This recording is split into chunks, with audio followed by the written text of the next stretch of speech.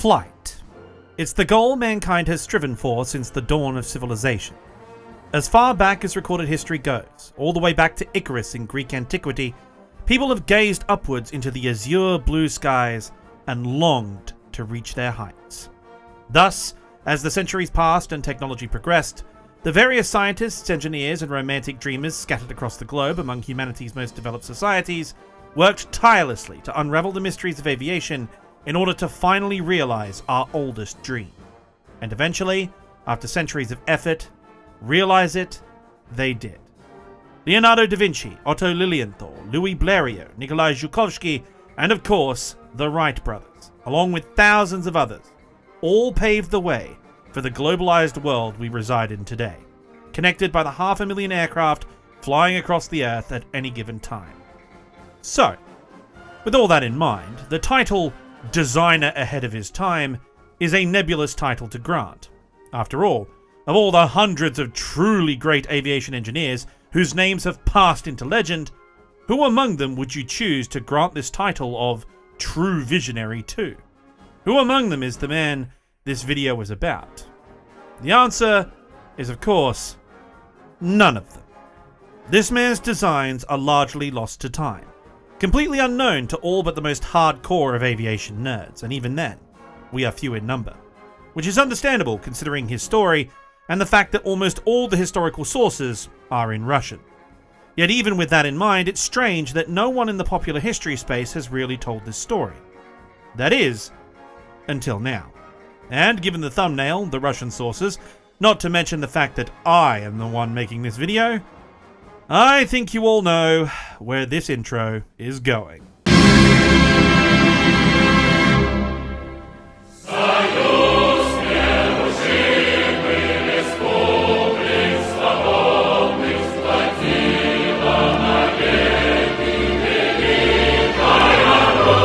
Here we are again, the Union of Soviet Socialist Republics, or in this case, more specifically, the Ukrainian Soviet Socialist Republic, as our protagonist for today is in fact a Ukrainian, a visionary ahead of his time.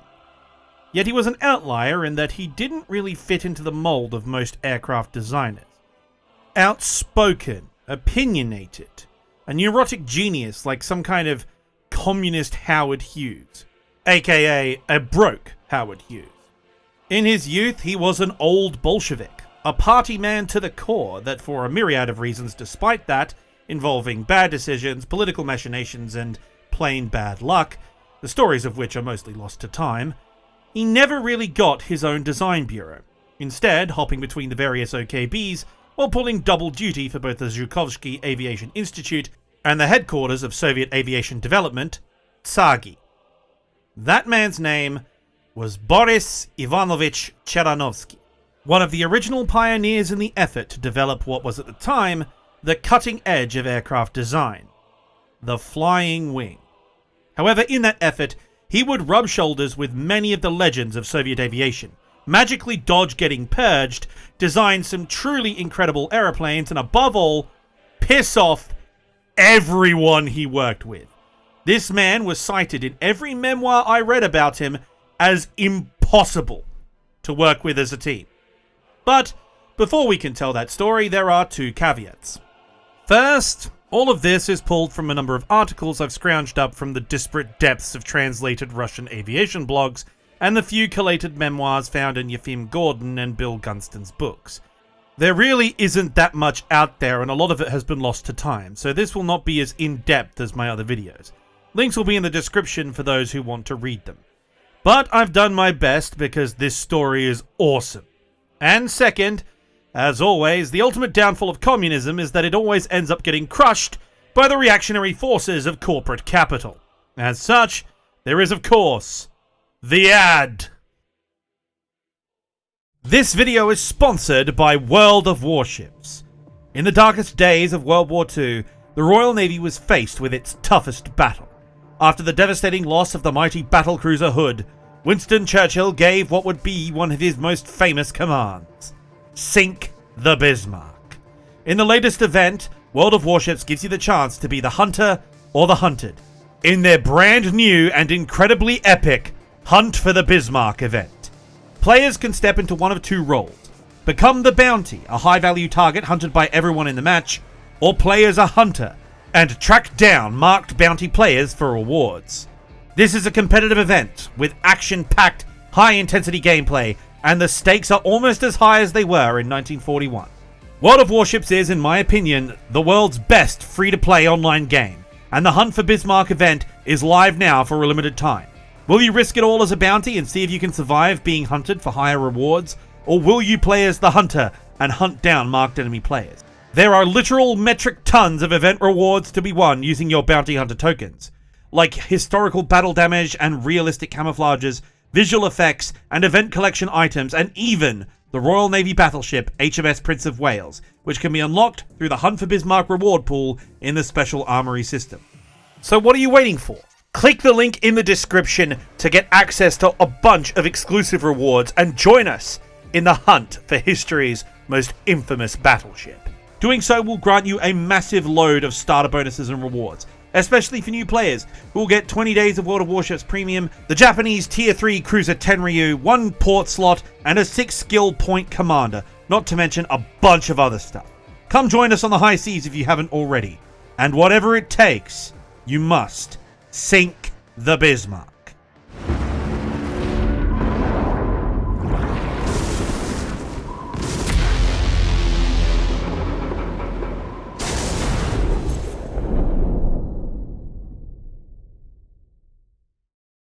Our story begins in the Volyn region of western Ukraine, which was then part of the Russian Empire under Tsar Nicholas II. On July 13, 1896, in the small country town of Pavlovichi, the local schoolteacher, Ivan Cheranovsky, and his wife were at home in their modest peasant homestead, welcoming their son into the world. Well, Ivan was welcoming him. His wife was probably screaming, yelling, and hurling abuse in the Slavic style as she carried out the miracle of childbirth. But it sounds more poetic that way. Nevertheless, the child was born safe and healthy, upon which he was taken to the Orthodox Church just across the street and baptized with his name, Boris Ivanovich Cheranovsky. And like with many men in history, there was nothing really about him that would make anyone think he'd be something other than what his father was, a lower middle-class academic, working as a bureaucrat in the nearby city of Lutsk, or as some other administrative functionary in one of Ukraine's many rural villages. Except as anyone with a basic knowledge of history knows, Russia at the turn of the 20th century was a country undergoing an utterly earth-shattering level of socio-economic upheaval. Industrialization was kicking into overdrive, and the early awakening of capitalism was starting to snake its way through the major urban centers of European Russia. This opened up a small but poignant number of new opportunities for upward mobility among the few white-collar workers educated and well-connected enough to seize them. And as you have probably surmised, the Cheranovskys were among that class of petite bourgeois functionaries with such connections, allowing them greater social and quite literal mobility in Ukraine during the 1900s. Trips to the urban center of Lutsk and the regional capital Kyiv were a semi-regular occurrence for the family, with young Boris marveling at the trappings of the middle-class lifestyle stretching out before him. And as the son of a schoolteacher, museums were a highlight of his youth. However, of great interest to him in particular was the museum that would eventually become the National Art Gallery of Ukraine.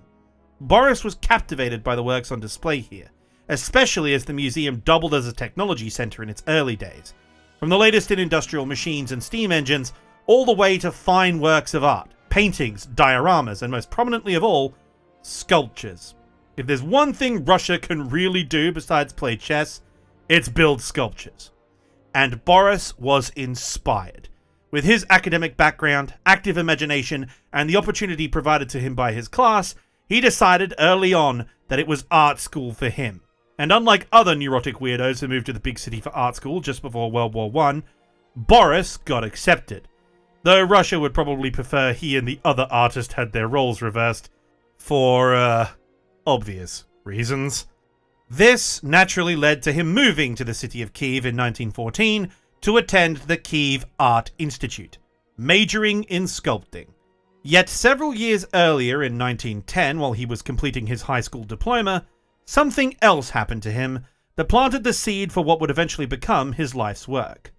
While attending boarding school in Vinnytsia, The Ukrainian professional athlete and self-taught aviation pioneer from Odessa, not to mention the second pilot in all of Russo-Ukrainian history, Sergei Utochkin, put on a flight demonstration at a nearby airfield, which the local high school faculty naturally attended on a field trip. And among the young students in attendance was Boris, who watched on with everyone else in complete awe at mankind's conquest of the skies.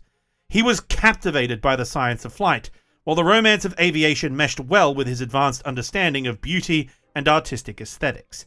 The idea of elegant, aerodynamic shapes soaring through the air was a compelling dream for the young man. So much so that in his senior year, he had already sketched the idea for what was to become his trademark. A flying wing airliner, capable of traveling the world at unmatched speeds in peerless style. And so, after moving to Kyiv to start his career in the arts, he also started messing around with engineering. He designed an entirely new musical instrument, which apparently was a hybrid between a keyboard and a violin. It's sadly been lost to time, as I couldn't really find a picture of it. But what we do know is that he continued his dive into aeronautics, developing an obsession with the purist movement of aviation design. Namely, flying wings and ornithopters. To him, flying was more than just an engineering challenge. It was an expression of the human soul. The clinical pursuit of purely mechanical solutions was an insult to his sensibilities. Flight should be, in his mind, fast, efficient, effortless, as though man had become a bird. His aircraft would not just be simple machines. They would have to be works of art. They would have to be, in his mind, perfect. However, as always in this period of history, world events have a tendency to interrupt people's life plans. As the same year he started art school, the infamous sandwich shop assassin shot the wrong Austrian bloke with a mustache, and now everyone in Europe is killing each other for the pride of a bunch of inbred billionaires. Except it didn't bother Boris so much, as being from the intelligentsia, he was exempt from the draft. So he got to stay in art school while everyone else got killed for the Tsar. Yet therein lies the problem. Everyone was getting killed for the Tsar. Not a lot of killing against the Kaiser was being done. They were, in fact, losing, while the economy was starting to tank. As General Patton so eloquently put it, you don't win a war by dying for your country, you win it by making the other poor bastard die for his. And that just wasn't happening. And so, as all of this was going on, a number of different groups in Russia were calling for a change to be made, asking the all-important question, what is to be done? And we all know how this song and dance goes. Kerensky and the boys depose the Tsar but suck at their job, so Vlad and the gang rock up 6 months later to take over. They kill the Tsar, declare global working class jihad and start fighting everyone, which naturally causes everyone to fight back. All the occupied countries previously under Russian rule declare independence. The royalists take a break from their regular pogroms to call up the Western allies for backup, so they can do even bigger pogroms. That backup eventually arrives in the form of mercenaries, volunteers, a gang of train-robbing Czechs, an expeditionary corps of Americans, and a ragtag air force of the wildest description. Yet somehow, among all of this, Boris stays at art school in Kyiv through 2 regime changes. First with the Socialist Ukrainian People's Republic, and later the German ultranationalist puppet government that takes power after Trotsky makes the second worst political blunder of his life, besides opening his fucking mouth in the first place. Then, after Germany loses, the Ukrainian People's Republic returns, only to be split in half between the nationalists in the west around Lviv and the socialists in the east around Kyiv. Oh, and the anarchists are doing drive-bys in the Donbass because they don't give a fuck and, well, it's pretty cool and, well, let's be honest, Nestor Makhno is all about the memes. Just look at the flag and his drip. And somehow, during all of this, during this utter fiasco, Boris manages, unlike that other loser in Vienna, to graduate art school as a fully qualified sculptor and design artist, ready to make his living in the wider world. However, he can't exactly go home at the moment, as the ultranationalists are in charge of his hometown in Volyn, which is currently on the front lines of their war with the newly proclaimed Polish Republic. And, as both governments can readily attest, nothing ever happened there, now or later. Polish death squads suppressing the Ukrainian minority, Ukrainian nationalists engaging in brutal terrorism, Stepan Bandera collaborating with you-know-who. I mean, well, that's nonsense. None of that. Who's Stepan Bandera? I don't know. Anyway, because of all that stuff that definitely isn't happening right now, plus being from the middle-class intelligentsia, not to mention young and fresh out of college, young Boris felt that the Ukrainian nationalists and the anarchists were just perpetuating the same evils of the previous regimes. Sure, they may have a veneer of liberation about them, but it's the same old bullshit half measures. No. What was needed was a unified front against the reactionary evils of the world. Some kind of people's party. One might even say a union. A Soviet Union. We don't know the specifics of how or when he joined the party, but we do know that in 1919, when the Bolsheviks seized Kyiv from the Ukrainian People's Republic, Boris Cheranovsky was among the local student agitators in support of the Red Army, and as such, he was quickly given a position in the new Ukrainian Soviet Socialist Republic's government, specifically the headquarters of the Commissariat for Military and Naval Affairs in Ukraine, where he served as a propagandist, designing and drawing posters for the Bolsheviks to spread the revolution's narrative, while also acting as a Soviet provocateur to win over the locals. As the Civil War began winding down, however, it was clear that the newly born Soviet Union needed to look to their future. And given Boris's obsession with state-of-the-art aerodynamic theories was known to his colleagues, the Revolutionary Military Council of Ukraine offered him the opportunity of a lifetime.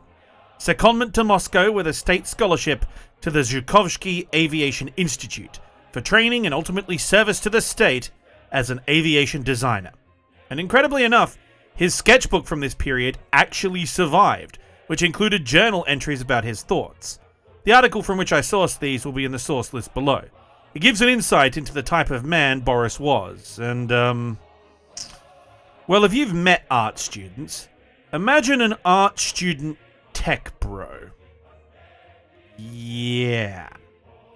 While Boris is the ostensible hero of this story, remember when I said he was like a communist Howard Hughes? That wasn't a compliment. Alongside all of his sketches, the first one being of this wild parabolic-winged triplane airliner, the entry on November 24th, 1920 really does give an insight into the type of man he is. Or rather, who he thought he was. And I quote, "The thirst for activity, the awareness of the possible usefulness and extreme importance of my inventions, a number of very flattering reviews, and at the same time, the terrible inertia of office workers, laziness, apathy, their stupid self-confidence and conceit forced me to take extreme measures to implement my inventions, i.e., I have to appeal to a higher authority for help. The West, enjoying a much more advantageous position, both before our revolution and today, has naturally made much greater progress in conquering the air and exploiting it as the best mode of transportation. Yet despite its colossal successes, the West has nothing particularly remarkable to offer in terms of improvement.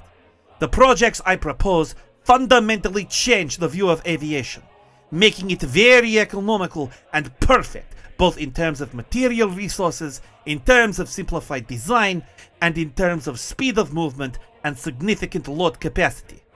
Everything, of course, depends on how those at the helm of our government approach the issue of improving our aviation. In a civilized state, inventors must be given every opportunity to bring their inventions to life, because inventors are the true creators of new life. Inattentiveness to inventors is tantamount to suicide." To say old mate Boris has a high opinion of himself would be perhaps the understatement of the century. But wait, there's more. 2 weeks later, he wrote this. "Yesterday was a day of various surprises, a day of great victories over the inert attitude of the surrounding masses towards me. Yesterday, I piqued the interest of my superiors. Yesterday, I triumphed in my objections to official science. Yesterday, I proved the logic of my constructions. Yesterday, I won the gratitude and admiration of many opponents. And yesterday, I was recognized as a genius." It appears from the scattered records and his entry here, his flying wings had garnered some interest in their efficiency and aerodynamic performance. So much so that he was granted access to one of Moscow's technical school's wind tunnels for testing. Though apparently, according to the next two entries, it didn't go well. His entry on December 22nd reads the following. In half an hour, I'll be at the higher technical school. There, in the aerodynamic lab, experiments with my lifting surfaces will finally be conducted. In an hour, the fate of my principal, and to some extent, my entire aviation passion, must be decided. I can't say I'm overly nervous, but still I'm not entirely level-headed.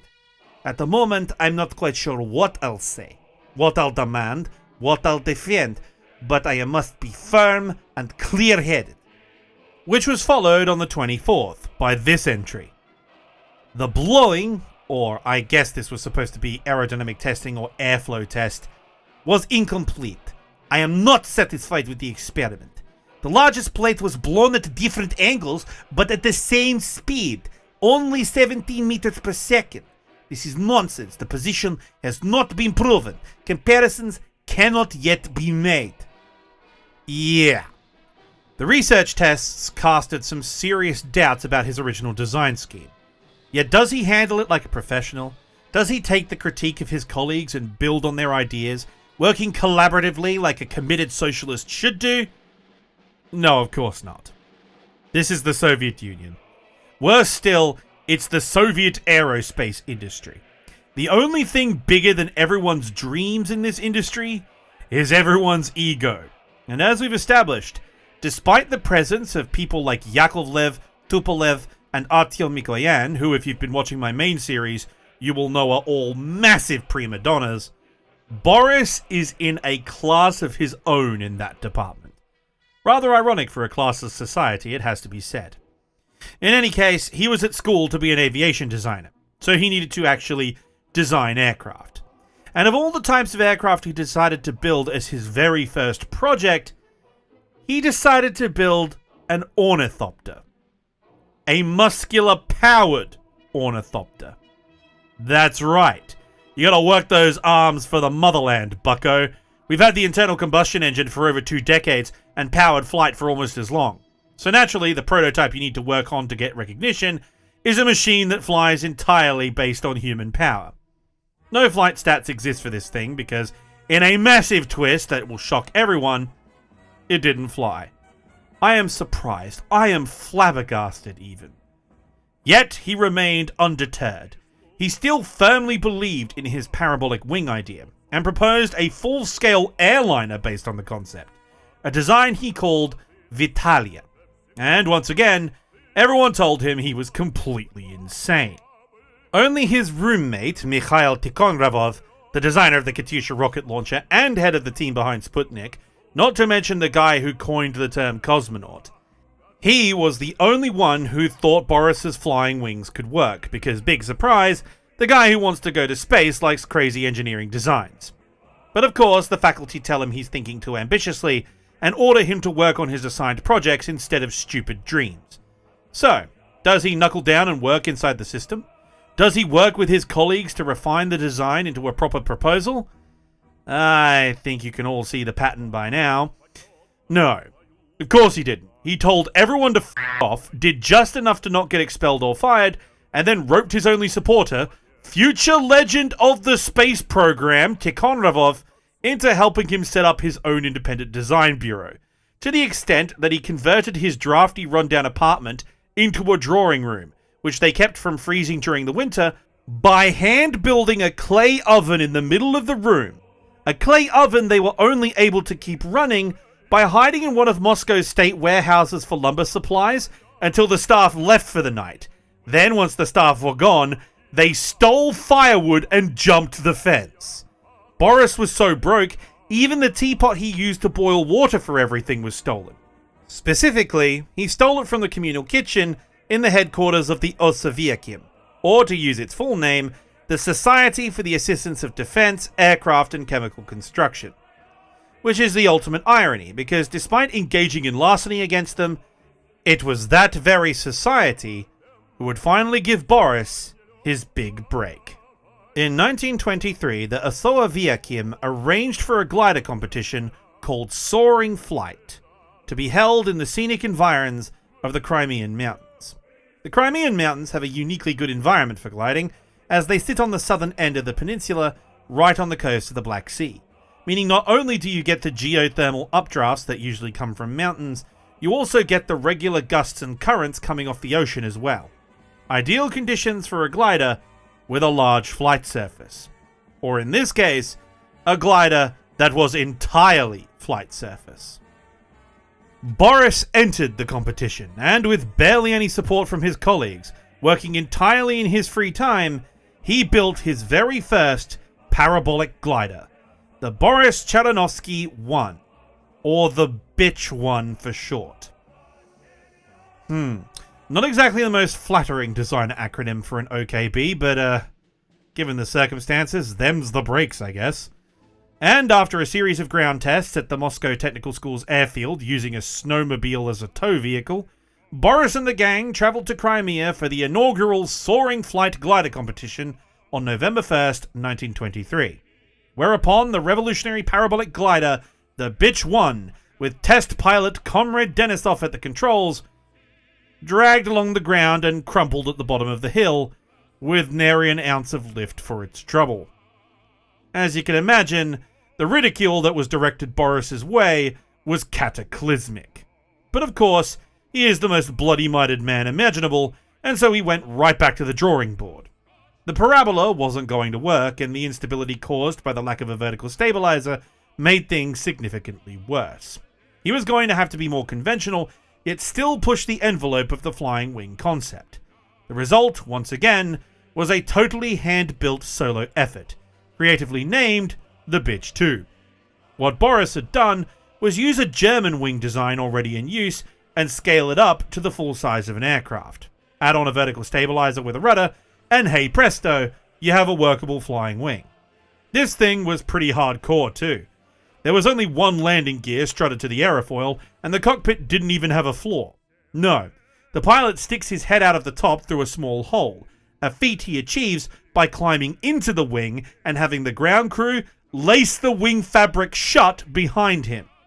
Needless to say, after last year, plus the ridiculous design of this thing, ace test pilot of the Soviet Union's wackiest designs, Comrade Boris Nikolaevich Kudrin, didn't think much of the Bitch 2. But when he caught that first updraft on September 19th, 1924, his doubts turned to disbelief, as the first flying wing ever flown in the Soviet Union soared higher and further than all of its competition by a significant margin. There it was. After all that effort, vindication. Boris had done it. He had built a truly revolutionary design and proved the concept could work.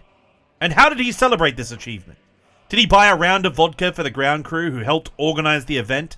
Did he thank Comrade Kudrin for taking the risk to test his machine and flying it with immense skill? No. The moment the aircraft rolled to a stop and was pushed back to its parking area, he grabbed a piece of black chalk and wrote the names of his professors at the academy with the quote, "It won't work, it will never fly." God, Boris really is a spiteful, mean-spirited asshole. Unfortunately, he's a talented one. He would have loved Silicon Valley. And the Osavyakim evidently agreed, for as a result of his victory in the competition, they offered him a grant of 500 rubles and forgave the theft of their teapot in exchange for a powered variant of his competition-winning design. The process was rather straightforward. Streamline and refine the airframe, put the motor in a flush housing welded into the leading edge, meld the cockpit into the tail assembly, and leave everything else as is. It wasn't broken, so don't fix it. Except this time, when Comrade Kudrin tested it, the added weight of the motor, combined with the torque from the propeller, caused the aircraft to ground loop on its tail skid terribly, spinning in circles uselessly or grinding its wings into the dirt after failing to stay upright on its singular wheel. The elevons had way lower authority than the original design due to the excess weight, as well as the much higher takeoff speed. And as for the handling, well, actually, you know what? I'll just let Kudrin himself tell you. We were confident that everything tested on a glider would also work on an airplane. However, in reality, this was far from the case. Taking off the glider was simple. During a short takeoff roll, it was supported by an attendant, usually the designer Cheranovsky himself. After he had run about 15 steps with the glider left the ground and was in the air. In a headwind, this was even easier. Inspecting the BICH-30 aircraft, I thought it would have the same controllability during the takeoff roll as a glider. Its designer was of the same opinion. We could not have foreseen that the airplane, with a wing loading twice that of the glider, would completely lose lateral control at the beginning of the takeoff roll and at the end of the landing roll. From the parking lot, we had to taxi to the runway. I got in, checked the engine, and having confirmed its proper operation, ordered the chuck removed from under the wheel. The plane was parked, listing to the right. I stepped on the gas, but instead of taxiing straight ahead as expected, the plane suddenly veered to the right. The observers on site scattered. The plane turned in the right direction again. Now it was leaning left, resting on the left underwing skid. I gave it more throttle, and again I was abruptly turned, but this time to the left. After several more attempts to move, if not straight, then at least in the direction I wanted, I became convinced it was utterly impossible. The plane was spinning like a compass. There was only one thing left to do. Wait for a strong wind that would ensure the plane's lateral control from the very start of its takeoff run. Finally, the wind arrived. Trying not to attract attention, we quietly carried the plane onto the runway. This time, our calculations were correct. The wind was so strong that, by working the ailerons on the plane, which was stationary upwind, I managed, like a glider, to lift the wing off the underwing skid, rest the plane on one wheel, and balance it. Now all that was left to do is give it some throttle and take off, which I did. Not really imagining what awaited me on landing. I circle safely, enter a straight-in landing, and, having verified that I've calculated the landing correctly, I shut off the engine. I don't reduce the throttle, but rather turn it off with the contact, stopping the propeller from spinning and thus bringing the landing conditions closer to those of a glider, which I've already mastered. The landing was executed exactly as planned. It was a soft touchdown, landing precisely on one wheel. I managed to grind the plane to the ground, but at the last moment, when the speed had almost completely slowed, the right underwing skid scraped the ground, and the plane veered sharply to the right. As it turned, it tilted forward, landing with the leading edge of the central wing on the ground. To our great relief, no damage occurred. The propeller remained level, and the plane no longer moved. However, after those dramatic mishaps, Kudrin knew how it worked, so he made around 18 more test flights without incident, demonstrating excellent agility once it gets airborne. Yes, the engine keeps failing. Yes, the elevons are too sensitive, meaning you're always 10 milliseconds away from spinning, but Kudrin made it work, because like all Soviet test pilots, his testicles have their own center of gravity due to their size and density. The Bitch 3 was, as such, declared a limited success. The stopgap design paving the way for future designs with the bugs ironed out that could achieve everything Boris promised they would. The party and the Osoaviakim were enthusiastic as well. So much so, they greenlit him to work on bigger projects. Thus, using his connections from the academy and his time in the Kyiv military district, he applied directly to the Red Army Air Force for permission to build a flying wing bomber for the embryonic long-range aviation wing. So after testing his concept on the small scale as a glider, known as the Bitch 4, a photo or drawing of which has not survived, he graduated to this. His sketch design and wind tunnel model of the appropriately named Bitch 5 looked genuinely impressive for the period, similar to Northrop's early works while predating them by a few years. However, as we've established across numerous videos, as well as anyone with experience studying or dealing with communist countries, the one common feature they have is they're broke. And after fighting the civil war, rebuilding the economy, and restructuring the entire state along Communist Party guidelines, they didn't have the cash or the engine technology to just dive headfirst into building an experimental bomber of radical design, without a guarantee of success. It needed further refinement, leading to this, the Bitch 7. This bad boy, as you can see, is trying the unorthodox approach. Vertical stabilizers aren't able to be dispensed with at this stage due to the lack of complex flight computers or any sort of fly-by-wire system, lest you be faced with the ungodly levels of instability faced by the previous prototypes. Thus, similarly to Northrop's solution that he would adopt on the YB-49, Cheranovsky added 2 wingtip vertical stabilizers in the hope of maintaining the sleek airflow of the flying wing while preventing all of the various stability and control issues. However, after taking it for a test flight, our main man Kudrin had very little good to say about it. While the wingtip vert stabs were great for controllability at slower speeds, and had seemingly mitigated a lot of the previous issues encountered with flying wing designs, they caused more drag than a single streamlined tail would. The aircraft itself, meanwhile, had a nasty tendency to nose down sharply as the speed increased, along with some very unusual flight characteristics. Characteristics not helped by the excessive stick forces required by the pilot just to fly the thing. And all the while they were fighting the incredible torque being pushed out by the 100 horsepower Bristol engine that swung the aircraft around in flight and caused severe damage ground looping on takeoff, requiring excessive rudder to correct while losing control on landing due to the ground effect causing it to float and then plunge downwards. It was, quite frankly, awful and needed a complete redesign. The logical step, therefore, was to return to the integrated vertical stabilizer, streamline the airframe, and redesign the undercarriage so it didn't ground loop. And, amazingly for 1920s Soviet aircraft design, an enclosed cockpit. Yet I'm sure you're wondering, what's the downside? Well, all of that costs money. And time. And time is, of course, money. And time was something that Boris didn't have, as he was also working on various other projects for the military, including the development of defensive turrets for bombers. Though according to the memoir of one of his colleagues, Comrade Georgy Morozovsky, he wasn't working too hard.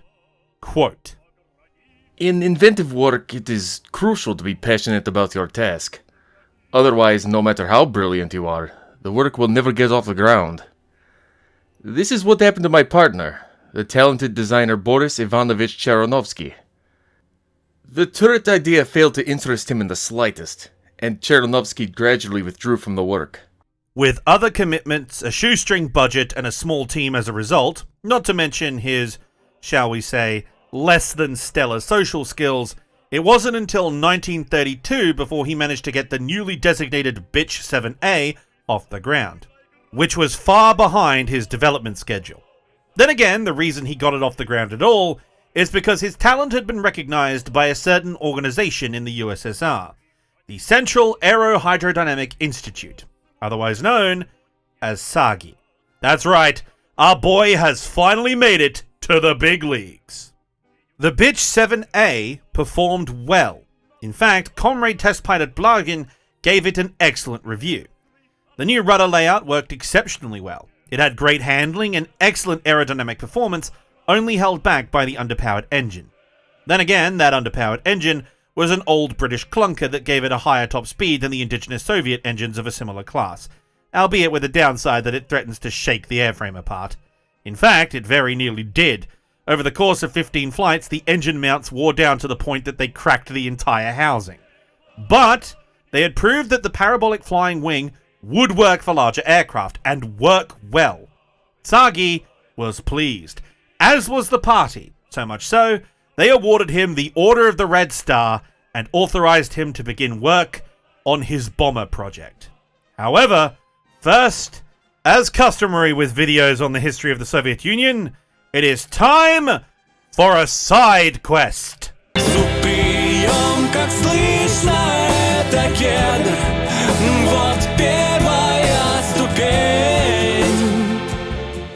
Right, as all of this was happening, Boris was still making gliders. In fact, he had come up with a bunch of ideas for trapezoidal winged aircraft. He also made this conventional glider called the Gnome. It's an ugly thing and utterly boring, so we're going to ignore it. But it's got a designation, the Bitch 9, so I have to at least mention it. And its existence necessitates the existence of a Bitch 8, which was built for a flying competition that he couldn't attend. A competition he couldn't attend because he was working on the Bitch 7, so it got shelved. It did fly though, and flew relatively well according to all reports, with the only issue being serious lateral stability problems when maneuvering aggressively and a random tendency to pitch up at inconvenient times. Basically the same problems as the last design with wing-mounted vertical stabilizers, so this is unsurprising. The design was getting better though, and as it got better, it attracted the attention of another group of up-and-coming designers at Sagi. Specifically, designers who specialized in aero engine development and, more importantly, rockets. George Friedrich Konstantin Zander, a Latvian German from Riga, was a pioneer of Soviet rocketry. In fact, not just a pioneer, he was the pioneer of Soviet rocketry, having launched the first liquid-fueled rocket in the Soviet Union in the early 20s. He was a man not unlike our protagonist, a bohemian dreamer with ideas way ahead of his time, a pioneering scientist with the goal of traveling to not just the moon, but the other planets beyond.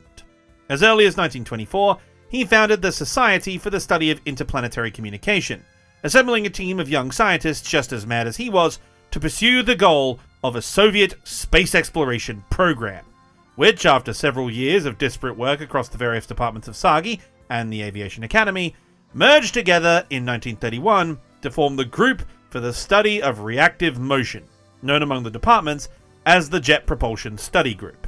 And among the men handpicked to found this group of pioneers was our main man, Boris Cheranovsky. Remember, he was roommates with the guy who designed the Katyusha rocket and later would build Sputnik, so it's not a surprise he shows up. And there he is, in pride of place at the right hand of the boss himself. Hold on. Wait a minute. Who's that sitting next to him? Oh god, can it be? It's impossible! Мы шарики, мы несем пламя, мы будем сражаться за Евангелие. You know, I always knew he was a time traveler, but I naturally assumed it was because of his 19th century political opinions. Maybe the actual reason he hated communism so much is because he had to work for Sagi. If that's the case, I honestly don't blame him. In all seriousness, that young baby-faced man who bears a slight resemblance to a recently deceased right-wing pundit was also a man who would end up having a security detail due to fears of assassination. Only in this case, it was due to the fact that he was so valuable to the Soviet state, his very existence was considered a state secret of the highest category. That man was, of course, Sergei Korolyov, future head of the entire Soviet space program, and amazingly enough, friend and colleague of Boris Cheranovsky, hence his invite to the Jet Propulsion Study Group, or GERD in Soviet nomenclature. Now the reasons for this friendship are rather simple. Both men loved crazy flying machines, both men were Ukrainian, and both men developed their love of aviation the exact same way, as Sergei saw the exact same flying demonstration Boris did in his youth, as Utochkin toured all over Ukraine. Yet there was also a pragmatic reason for this relationship. Cheranovsky's flying wing designs, if utilized correctly, would, due to their aerodynamics and airframe layout, have a far higher top speed than regular aircraft. In fact, even at this early stage, they knew the configuration would perform better at higher speed tests via their tests on the Bitch 7. And with the success of the Bitch 8's trapezoid configuration, a thought had occurred to both Zander and Korolyov simultaneously. What if we could put a rocket in Cheranovsky's flying wing? I mean, after all, it doesn't have a tail, it would be easy to mount one there. And so, Boris was invited to join what would become perhaps the most influential group of scientists in Soviet history. A recounting of which I have taken from a book written about Zander by Comrade Yaroslav Golovanov, written for the Komsomol and Young Pioneers Library in 1985, published in Moscow. And I quote, "This transformed aeroplane was Korolyov's main dream of 1931. In fact, Zander also needed a transformed airplane as a first step. He's simply more optimistic. For him, such an airplane is just the initial stage of a flight to Mars. For Korolyov, it's a means of flying in the stratosphere. Korolyov isn't thinking about the design in those terms. For now, all that was needed was an aeroplane and jet engine, or rocket engine, that would allow it to reach altitudes inaccessible to propeller-driven aircraft. But Korolev, with his incredible innate design instincts, immediately realized that installing a jet or rocket engine on a conventional aircraft would be difficult. The engine flames could burn off the tail. Mounting a liquid propellant rocket engine directly on the tail would alter the aircraft's center of gravity, preventing it from taking off, and even if it did, it would be very unstable. After considering all of these options, Korolev found the best aircraft to choose from, the Bitch 11, a tailless aircraft designed by Boris Ivanovich Cheranovsky. Cheranovsky's entire aircraft was a single wing with a parabolic leading edge, a sort of lunar crescent with horns curved backwards. The thickness of the wing housed everything that previously required a fuselage: the cockpit, engine, fuel tanks, and cargo. Cheranovsky's calculations resulted in weight savings and reduced drag compared to a conventional design. And although experienced specialists assured Boris Ivanovich that a flying parabola would be very difficult to control in flight, he listened to no one and designed one tailless aircraft after another. Korolev realized that installing a jet engine on the Bitch 11 was much easier than on any other aircraft, and as such, he approached Cheranovsky. Among aviators, Boris Ivanovich was known as an extremely difficult, quarrelsome, and stubborn man. He tolerated no criticism. Advice irritated him, requests infuriated him, and doubts about his correctness led to a breakdown in relations. But the 24-year-old Korolev already possessed that astonishing, almost hypnotic ability that in his mature years allowed him to turn anyone he needed into his allies. No one could believe it, but Korolev persuaded Cheranovsky to give him a tailless plane to install a rocket engine on. This union of rocket power and a flying wing airframe led to Sergei Korolev being one of the primary test pilots of the now designated Bitch 11. However, the engine wasn't ready yet, and so testing had to begin on the early glider variant. But, according to another member of the team, another reason why this process was pursued so aggressively is rather simple. Korolev wanted to get more flight time in, and doing it in an official test pilot capacity in preparation to mount the rocket engine was the only way he could get it signed off by Tsagi on the balance sheet. Quote, Korolev simply wanted to fly a glider. Despite being the boss and a very serious man, he was only 25 years old, and he simply wanted to fly. Moreover, these flights could very easily be given a business-like appearance, supported by documentation. Sergei Pavlovich compiled a detailed report after each flight. The glider took off heavily, even after the ballast, a sandbag, was removed from the nose. Korolev flew 9 times, rising no higher than 10 meters. However, he would still do maneuvers, turning and diving. He was completely happy. God, I love that man. Everything I learn about Korolev furthers my conviction that he is my historical spirit animal. Also, quickly, can we just talk about how in literally every single quote or memoir about Cheranovsky I read, they all mention just how much of a dick he is? I know I keep harping on about it, but I genuinely have never seen such a universal consensus on a historical figure. As Comrade Golovanov says in his book about him, he couldn't work in a team. In terms of his work capacity, he was equal to the team. A genius? Possibly. A hard worker?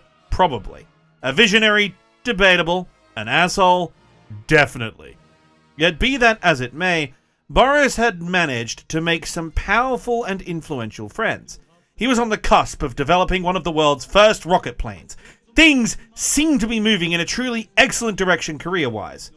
The rocket motor gets tested, and it works just fine. Oxidizer tanks are fabricated to be put in the wings.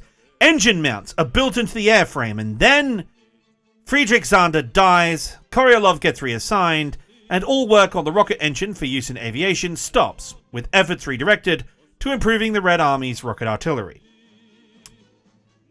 Shit. Well, we built this glider, and it flies really well, and it has a revolutionary wing design, so let's put an engine in it and just test it out and see what happens.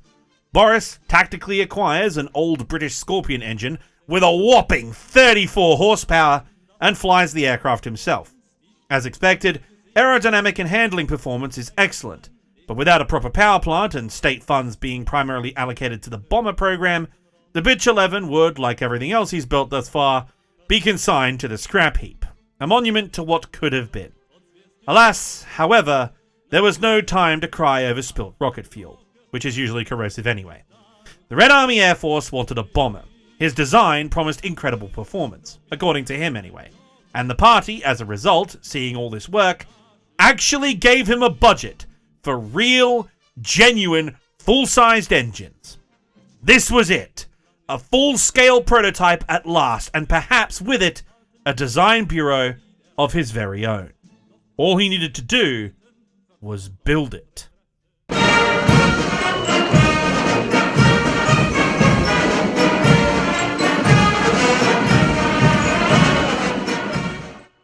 Yeah, that title doesn't bode well, does it? Start warming up, guys. I know you've been waiting for it. I promise you the line is coming, and I expect you to yell it with me when it does. Anyway, in the 1930s, the entire world was undergoing massive socio-economic turmoil for reasons we have covered in quite literally all the videos on this channel, and they all should have been covered in your high school history curriculum as well. As such, the world powers were all gearing up for Great War II Lebensraum Boogaloo, and were ultra paranoid of the various military developments taking place all over the world. However, at the time this part of the story takes place, the evil mustache man threatening the free world wasn't from Germany. Oh no. He was from the Georgian Soviet Socialist Republic, namely, old mate Joey Steele. Apparently killing 1 million of your own people, starving several million more across the outer republics while spending all of your money on industrialization for the purpose of expanding your military after your predecessor declared global proletarian jihad tends to make people a little nervous. Add on the fact that their economic isolation insulated the Soviet Union from the effects of the Wall Street big sad extravaganza, and everyone is putting massive pressure on the Soviets internationally to not get up to any funny business.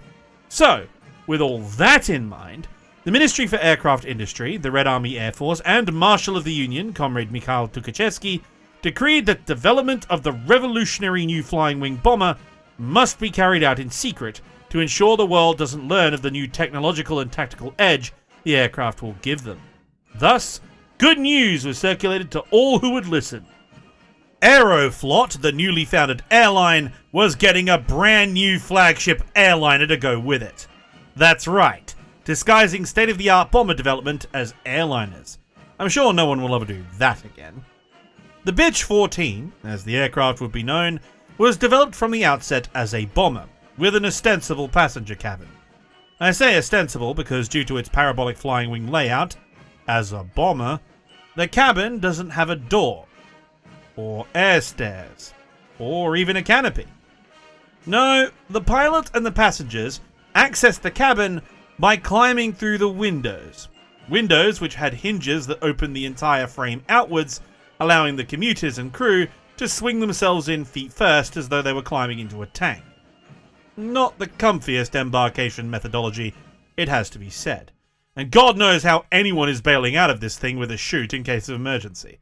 I'm assuming the canopy comes off somehow or there's a hatch, but documentation on this thing is so sparse I can't seem to find anything. Nevertheless, these questionable design decisions aside, the actual aircraft itself seemed very promising. The aerofoil and fuselage were streamlined into one another, with an integrated vertical stabilizer, as were the engines. Two 125 horsepower Shestov M11s mounted close together and integrated seamlessly into the leading edge of the wing. These were the same engine in the PO2 biplane used by the famous Night Witches for reference. Not a very powerful motor, it has to be said, but this was a prototype proof of concept, so the assumption was probably that should these tests prove successful, a full scaled-up engined actual bomber variant will be produced instead. The landing gear was a conventional fixed landing gear, as was common for Soviet bombers of the period, yet even then, looking at it, you can see the advanced aerodynamic theory at work in the design. Theoretically, this aircraft should be faster than the other more conventional aircraft in use at the time, and one can't discount the propaganda value either. Imagine if the USSR can unveil a fleet of science fiction looking flying wing bombers at the next May Day parade. What better way to prove the supremacy and inevitable triumph of world communism? And so, rolling out of Aircraft Factory number 39, an assembly of duralumin, wood and canvas looking all the world like a flying machine of the future, came the Bitch 14, the bomber for tomorrow, here today. Except, after it began flight testing, it earned another name. a name playing on the same joke I opened this story with and have been using constantly throughout this video, with the Soviet test pilots using the English pronunciation to make their thoughts very clear. The bitch 14 was called the bitch of the Osovyakim, or the half-blin, a polite variation of Russia's most popular epithet. Сука, блядь! Чики-брики в дамке! It was universally hated. Because guess what, everybody? This is it. This is the moment. This is the moment. Everyone, ready? You in the back? Yep. Okay, you. Yep. All right, everyone. All right. You in the box. You better say it. Ready? Say it with me, all together. And then it got worse. When the bitch 14 was handed over to the test pilots and its initial flights were made, everything went wrong. The aircraft was, and there is no other word for it, absolute dog shit. How bad was it? Oh, I'm glad you asked. There aren't many documents about this aircraft that survive, as I said earlier, so we don't have the conclusive timeline. What does survive, however, is the memoir of the senior test pilot assigned to test it, Comrade Piotr Stefanovsky, and his autobiography, 300 Unknowns. So, let's hear his recollection of events and see what he has to say. Continuing to develop his ideas, Boris Ivanovich Cheranovsky built a new tailless machine, the BICH-14. It was nicknamed Half a Pancake. The plane's platform was half a circle. The 5-seat cockpit was mounted in the center of the wing. Within its contours, the cockpit fairing, thickened at the front, gradually transitioned into a vertical stabilizer housing the rudder. The trailing edge of the wing had elevators closer to the center and ailerons on the outer wings. Two M11 engines were mounted on the leading edge of the wing, one on either side of the cockpit. The landing gear, of a conventional brace type, was non-retractable. The aircraft was constructed primarily of wood. A test flight of the BICH-14 was made by the manufacturer's test pilot, U.N. Piotowski, and it was unsuccessful. Due to the improper centering and imperfect control, the aircraft crashed. The designer, as often happened in similar cases, denied any flaws in the aircraft and blamed everything on the pilot. In protest, Piotowski refused to fly Cheranov's Half a Pancake. The Air Force Research Institute, interested in continuing experiments with tailless aircraft, repaired the BICH-14 at its experimental plant. The fundamentally correct motto, everything that isn't a lifting or propelling surface is essentially a harmful appendage on the aircraft, was becoming something of a fashion. And so, once again, I found myself testing a tailless aircraft, this time designed by Cheranovsky. Having learned my lesson from the bitter experience with the Kalinin inverted aircraft, and knowing of Yulian Piotkovsky's unsuccessful flight, I was in no hurry to take off. I taxied around the airfield at various speeds, performed takeoff runs and jumps, carefully studying the aircraft's behavior on the ground.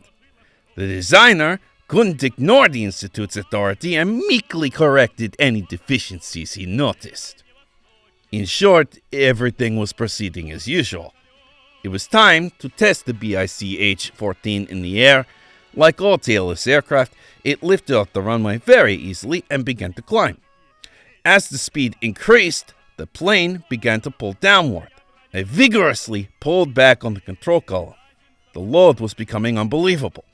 Although there was no instrument to measure it, I felt it had reached 50 kilograms. It was too late to abort the takeoff. The runway was behind us, and a pine grove lay ahead. A strong tug on the control column, and the plane leaped over the grove. The sun was unbearably blazing. Sweaty palms slipped from the control column. The plane was unstable, as if placed on the point of a needle. At any moment, it could assume any position, even flip over onto its back. I had no strength left to control it. My muscles were going numb. The control stick slips from my sweaty, oil-slick fingers. and the tailless monster instantly plunges into a vertical dive, and there's no way to pull it out of the dive. I strain myself to the point of impossibility, the control stick growing heavier and heavier. In desperation, I clutch it with both hands, the way I once did as a loader, lifting heavy sacks and interlock my fingers. It feels easier. Gradually, with a slight bank, I turn to describe the required circle and approach into the wind. Instead of circling the airfield boundaries, the plane traces a gigantic circle about 50 kilometers long.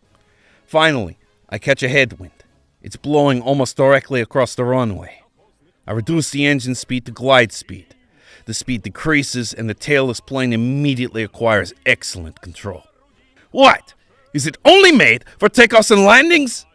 I'm seething during the debriefing and demanding the designer, install trim tabs on the rudder. Otherwise, we can't fly. The in-flight loads are excessive. This isn't an airplane, it's a fucking grazing stallion. The engineers agreed to these modifications. They gradually reined in the machine. Tests piled one on top of another, but they couldn't achieve the required flight stability. Finally, I firmly declared to my boss, we're wasting our time. It won't work. The designer's resignation vanished. He argued wildly and finally resorted to his favorite self-justification technique. Stefanovsky is to blame. He's a conservative, afraid of the new. It's much safer to fly the old stuff. By safer, they clearly meant safer. I exploded too. Nikolai Nikolaevich Bazanov, to end the discussion, ordered a flight consultation. He instructed Ivan Fedorovich Petrov, my immediate superior, and Mikhail Alexandrovich Nyuktikov, the Institute's first master of flying wings, to impartially investigate my complaints about the BICH-14. The specialists were pleased with this decision. After all, Petrov had once flown their single-engine parabola and praised it highly. However, Ivan Fedorovich was first and foremost a pilot. After flying the aircraft, he sided wholeheartedly with me. Mikhail Alexandrovich did the same. Testing of the BICH-14 ceased. That was it. His one shot. His one opportunity to break out into the big leagues of Soviet aviation. His own bureau, a flagship aircraft. All of that hard work down the drain. Boris had his moment, and he blew it spectacularly, including a crash and almost killing one of the Union's best pilots. Most designers, especially during the Stalin regime, would thank his lucky stars he wasn't gulagged or shot for embezzling state funds in a failed project and scurry off to an office in Sagi or a factory in Vladivostok, far away from Moscow for their own safety. But not Boris. Boris, as we've established, had connections. He was an old Bolshevik, a member of the Academy's inaugural class, known to Sagi as an innovator. He knew all the big names and called in the favors he'd accrued to stay in business, which resulted in a hand-powered ornithopter. Again. The BICH-16 has almost no data available on it, other than its existence and this photo. Needless to say, it was a project that, didn't get off the ground. Come on, we're an hour in and I'm running out of puns and sight gags. I'll take what I can get at this point. It's not easy being a YouTuber, you know? Not everything's going to be comedy gold. Still, I need to think of something. What haven't I used yet? Wait a minute. How about a dick joke? Compensating? I'm not compensating, Comrade Grigorovich. These guns are perfectly average size, and they fire a huge load. Oh yes. Welcome to the other reason Boris managed to keep his job. Because, as I mentioned before, he was an old Bolshevik and moved in the higher circles of the Red Army Air Force, and as such, he naturally knew the chief reformer of the Red Army. The man on a mission to modernize and professionalize the Soviet armed forces into a lean, mean, communism-spreading machine. Marshal Mikhail Tukhachevsky. Without him, no T-34, no deep battle, no Soviet submarine fleet, none of it. The man is a big fucking deal. And he knew about Boris. Despite his failures, he represented the cutting-edge innovator faction of the aircraft designers. Flying wings, rockets, and jets. He was the future, and thus he was quite popular with the Marshal of the Union, which dovetailed neatly into the other whack job scientist building random shit for the Red Army at the same time, one Leonid Kerchevsky. Oh boy. Leonid Kerchevsky was the chief designer of the Red Army's Bureau for Artillery Development, a post he got after a lengthy prison sentence which got commuted after embezzling state funds to pursue a private venture to build a helicopter. Yes, really, he embezzled funds to build a helicopter. Didn't work, of course, but just what a Chad. Absolute power move, and naturally, because he's building random high-tech shit on his own initiative, Tukhachevsky immediately appointed him to the Bureau of Artillery to pursue his other passion, mounting progressively bigger guns on literally anything that moved, and even some gun carriages that didn't, such as this 305mm gun. You will note its odd design and configuration. Yes, that is indeed a recoilless rifle bigger than the ship it's mounted on. Behold, dear viewers, this is the man responsible for the Soviet obsession with recoilless rifles in the 1930s. He makes a cameo on another excellent channel run by the Ukrainian aviation YouTuber Comrade Paper Skies, who, if you aren't subscribed to already, what are you doing? After this video, go over to his and watch his entire catalogue. He specializes in Soviet aviation as well. Anyway, Kerchevsky is currently busy strapping recoilless rifles on the aircraft built by the Gringorovich Design Bureau, most famously the IZ or IZ I mentioned in the first episode of the main Soviet aviation series. But Gringorovich is old and in failing health, and he's unable to keep up with the current pace of development. His last fighter project, equipped with Kerchevsky's recoilless rifles, the IP-1, fails its tests with its default armament and is rearmed with conventional guns, after which it's replaced by superior Polikarpov designs. As such, with this failure, Kerchevsky needs a new designer to build an aircraft for his latest model of recoilless rifle that he promises will work this time. And it just so happens, another one of Tukhachevsky's golden boys is currently out of work. Seeing the opportunity for a miraculous return to Design Bureau running glory, Boris jumped at the opportunity, designing a parabola-winged fighter with an integrated vertical stabilizer in the fuselage similar to the Bitch 7, resulting in this, perhaps his most famous design. Oh yeah, look at that bad boy. Quick, comrades, to the bat plane! The Bitch 17, as it was known, was a genuinely impressive looking aircraft. A retractable undercarriage, enclosed cockpit, a 480 horsepower Bristol Jupiter engine manufactured under license by the Soviet radial wizard Shvestov, and to top it all off, it came armed with two 80mm recoilless rifles recessed into the aerofoil, firing specifically designed flak rounds. It was incredible. Construction began on the prototype and proceeded at pace. Within 6 months of the designer's pen hitting the drawing board, it had reached roughly 70% completion. Except, there was one small, tiny little issue. In fact, one might say, things got worse. Much worse. It's not even a, and then it got worse. Oh, no. This is about as worse as it gets. Because the year is 1936. And you know what that means. Leonid Kerchevsky is summoned to Moscow and informed that his recoilless rifle projects have quite obviously failed to meet the party's expectations. The guns break, their barrels warp, they don't fire as quickly or as accurately as Kerchevsky promised, and their reliability in the field compared to Dektorev's guns like the PTRD is just absolutely woeful. The simple fact was, the entire recoilless rifle project was an abject failure, which embarrassed the Red Army's leadership and the Soviet state as well. And as we know, the Soviet state is never at fault, and nor does it ever excuse failure. Almost as though, Comrade Kerchevsky, you wanted your projects to fail. In fact, isn't your sponsor Tukhachevsky the same Tukhachevsky currently under investigation for treason and collusion against the Workers' Revolution? We know he made some very suspicious house calls while on assignment to Germany. We have this letter from Himmler we found. Very suspicious. So let me ask you, Mr. Kerchevsky, are you a traitor?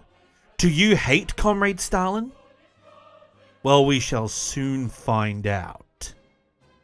For those of you who know your history or have played a lot of Hearts of Iron 4, this was indeed the beginning of what would become known as the Tukhachevsky affair, known officially in Soviet documents as the case of the Trotskyist anti-Soviet military organization, where Tukhachevsky and his acolytes, most of whom comprised the professional officer corps trying to modernize the Red Army, were arrested, subjected to a show trial with obviously fabricated evidence, and subsequently shot.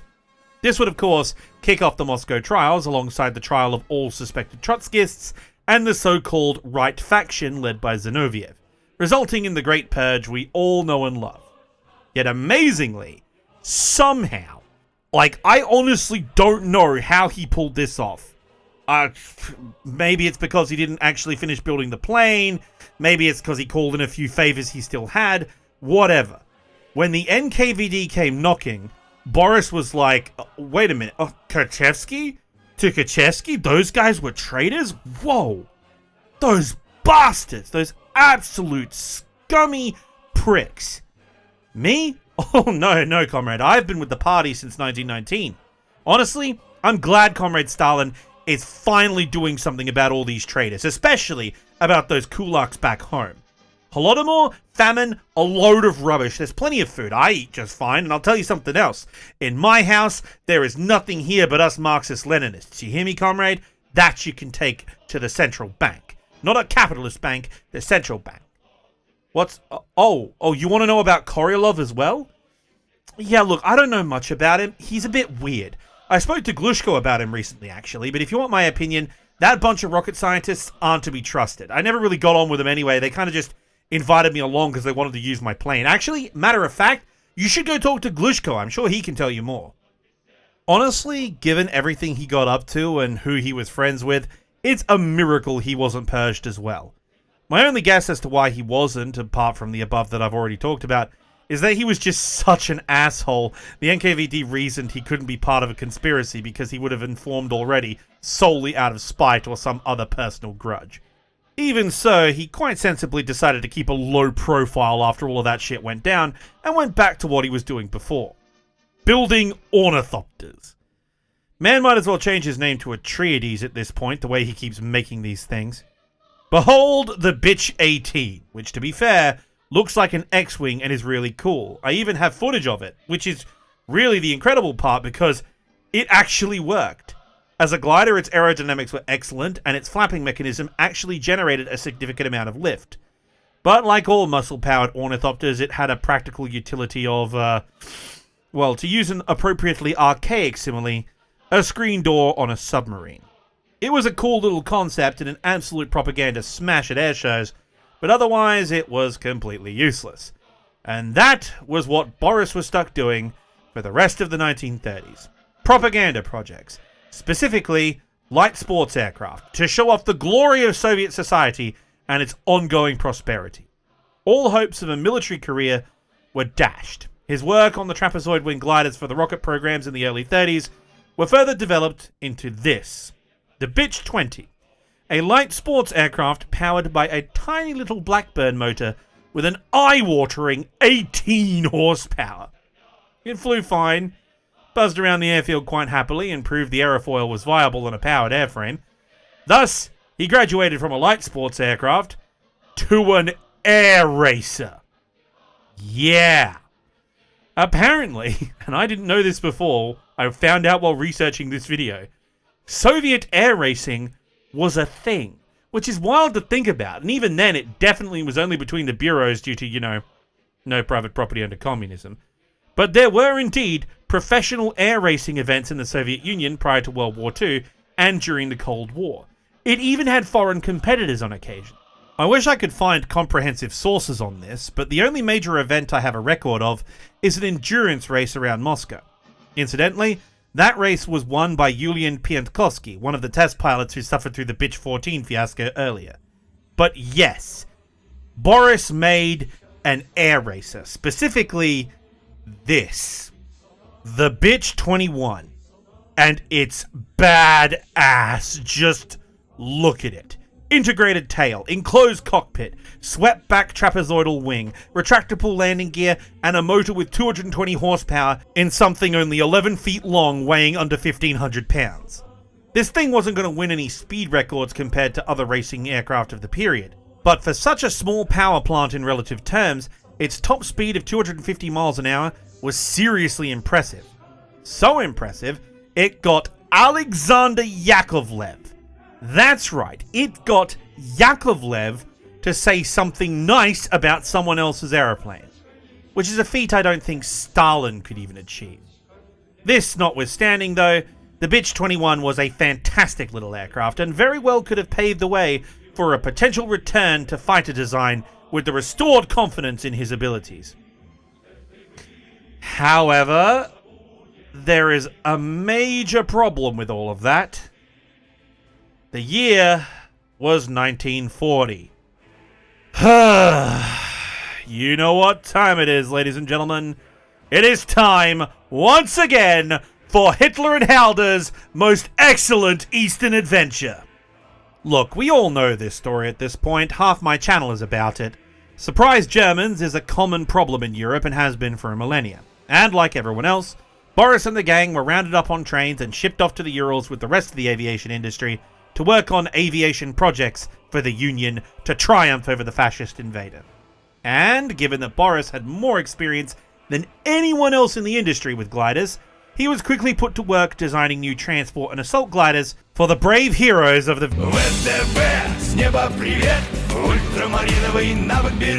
However, due to the fact that the Luftwaffe spent the first 3 years of the war kicking 50 shades of shit out of the VVS, and the fact that all the elite paratroopers trained in the 30s were turned into foot-slogging guards rifle divisions because of that enemy air superiority, his innovative flying wing assault gliders, straight out of Ace Combat, never got built.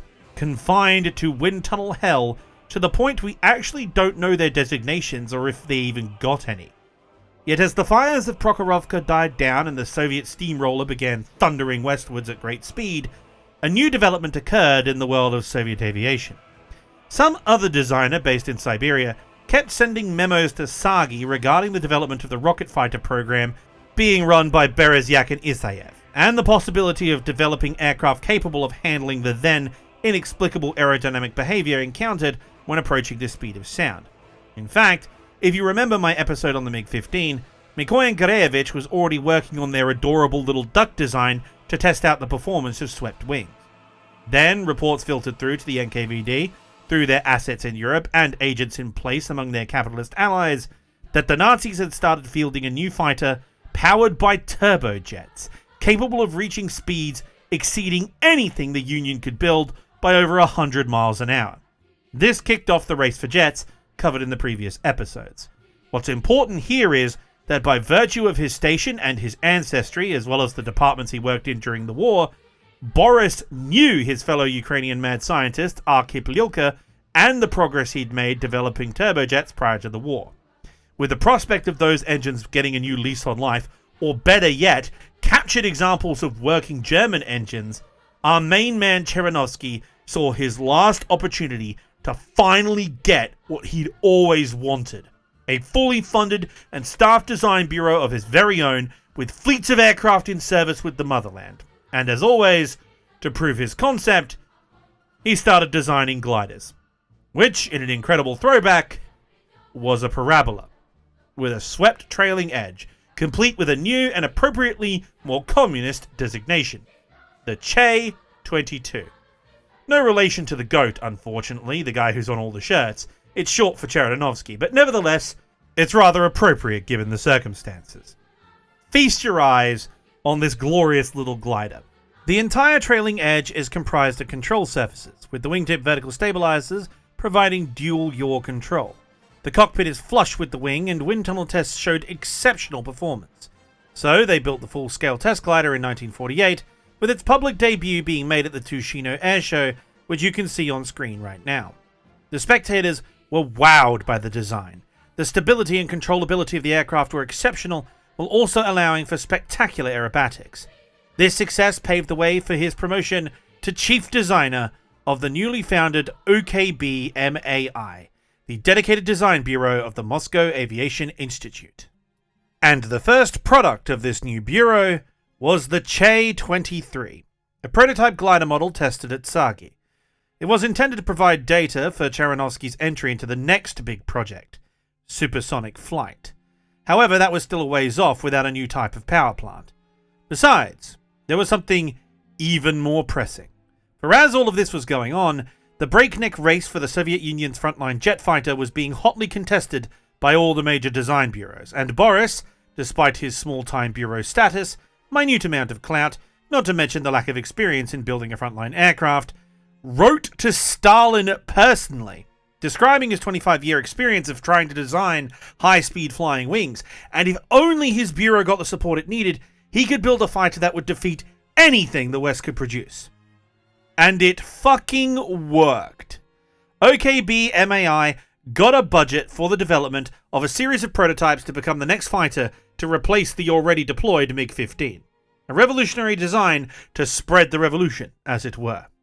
So he got to work, pouring in every ounce of experience he'd been building up to this point into a design that could beat that smug bastard Mikoyan while knocking the pants off Yakovlev. He was going to show everyone.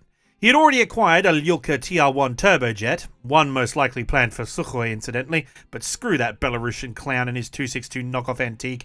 I'm building real aircraft.